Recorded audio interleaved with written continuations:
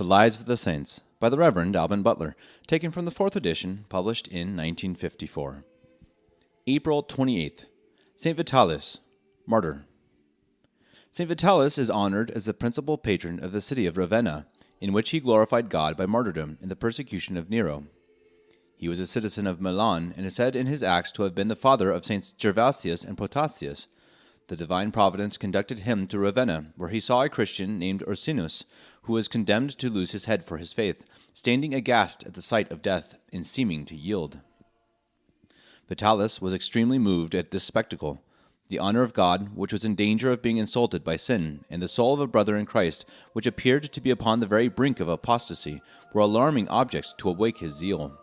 He who dreaded the presumption of rashly seeking the combat knew his double obligation of preferring the glory of God and the eternal salvation of his neighbor to his own corporeal life. He therefore boldly and successfully encouraged Ursinus to triumph over death, and after his martyrdom carried off his body and respectfully interred it.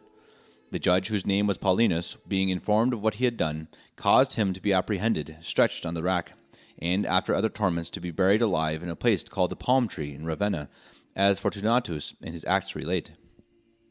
These Acts add that his wife Valeria, returning from Ravenna to Milan, was beaten to death by certain peasants because she refused to join them in idolatrous festival and riot. The relics of St. Vitalis are deposited in the great church which bears his name in Ravenna, and was magnificently built by the Emperor Justinian in 547.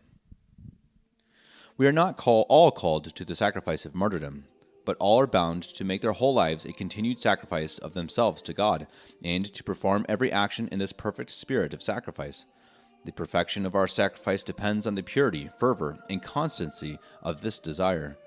We must in particular make our bodies and our souls, with all their faculties, continual victims to God, our bodies by patient suffering, voluntary mortification, chastity, temperance, and penitential labor, our souls by a continual spirit of compunction, adoration, love, and praise. Thus we shall both live and die to God, perfectly resigned to his holy will in all his appointments.